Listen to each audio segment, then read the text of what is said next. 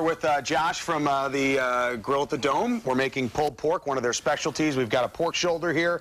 We created a little bit of a rub for the in the last segment. Now we're going to actually apply it to the pork, right? Yep. So I'm just going to take, what, a little handful of it? A handful at a time, kind of just rub it right in there. Right in there. Lift it up, get it in underneath it. Underneath, yeah. Now this is, how many pounds of meat we're talking That's here? about 8 pounds right there. 8 pounds of pork there? 8 to 9, yeah. You just want to, it's good to rub it in a tin like this. You were saying that way. Right, Everything kind of catches, right? We'll actually roast it in that tin also, because as it cooks, the fat will break down. Oh, okay. And it'll actually, as it smokes, it'll also steam itself with the moisture from the even better. Now, there's a little bone right here, if you can see, right? Yep, right in here. Yep. Now, you were saying when you cook this meat properly for 10 to 12 hours... Right, you'll grab it like this, and it'll pull right out. It'll just pull right out. That easy. And it'll be clean as can be. Wow. Now, this is a time-consuming recipe, but, you know... Absolutely. It's well worth it, obviously, because I can just see the ingredients now. Now, we're going to... I'll rub this down a little bit. Give the folks at home what we got here. We're going to make a barbecue sauce, right? Honey balsamic Dijon barbecue sauce. Now, what do we have there? Basically, what we're going to do is we'll start with some corn syrup. Put it in here. Well, corn. Now, you're just using a little saucepan there to mix it all in. Good stuff.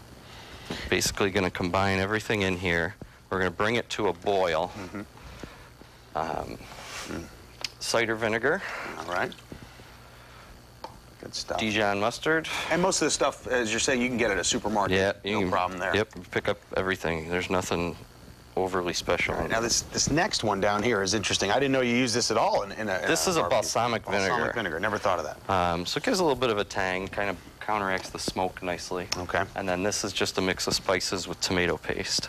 Okay. Spices like salt, pepper, garlic, or whatever. Garlic powder. And then some tomato paste. Tomato Simple paste. enough. Now, you want to get this on a flame and high flame. How long We're going to bring it to a boil. Okay. And after it comes to a boil, we'll simmer it for roughly about 30 minutes uncovered. And then the finished product for this particular one, should look something like this. Should look something like this. It's kind of a thick, heavy sauce. So. It's got a little different than your normal barbecue sauce. A little different than barbecue. Okay, so now once we have this rubbed down, which is probably not as... no, actually, that's pretty good. Down, that's pretty good. You want to keep that in mind. As long as you cover it. Right, I covered it, I think. Now, what's next once you get this rub all? We'll throw it in the smoker. Okay. Run it. We try to keep it around 225 degrees. We try to use hickory as much as possible, but any real hardwood makes a good smoke. Do you need a smoker in order to do this? You don't necessarily. You could do it at home. A lot of grills now have the little fire chip box. You can throw your flavoring in the box and keep the meat off to the side. And you just, the temp, low and slow is the thing. You go 10, 12 hours, 200, 225 degrees. That's all you want. So that's the big thing. Okay. You can mix the smoke with that liquid smoke. We don't like to talk about liquid smoke. Yeah, there's a liquid smoke out there. But, you know, if you don't have a smoker, I've seen people even put wood chips and water in their oven. All right, so there's lots of different ways. There's a lot of different ways to do it. Okay, so this is bubbling up here. We've got about a minute left. We're going to fast forward 12 hours from now. Exactly. All right, let's. We're going to grab a finished pulled pork that's show everybody what it looks like. That's already been roasted and shredded. That's amazing. Basically, at the restaurant we serve. We serve on a ciabatta roll. So you got a little bit of a crust on the outside. Look at that. Yeah, you got gloves on, so wow, that's great. Now, like we were saying before, when you guys make it, you just barely touch it and it just falls right off. Yeah, you actually... That's the idea.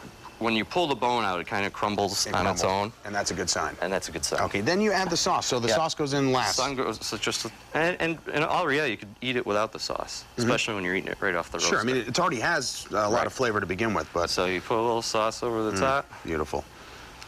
Is this what you guys are going to be serving this weekend at the Taste of Buffalo? We actually, at the Taste of Buffalo, we make a pulled pork wrap. Okay. We actually wrap it with coleslaw, kind of like a Carolina-style barbecue. Sounds good. In a jalapeno cheddar wrap. So we'll have that. And we're actually also making a pasta, sweet and spicy pasta, which is a sun-dried tomato, crushed red pepper, cream sauce. And then also a bourbon glazed shrimp skewer. All right, well, you can catch them down at the Taste of Buffalo. From what I'm told, about 1,000 pounds of pork, probably roughly, will be cooked this weekend. That's a lot of work for this guy. So when we come back, we're going to take our leftovers and make a really interesting, very interesting second helping. Can't wait for that. Back to you guys.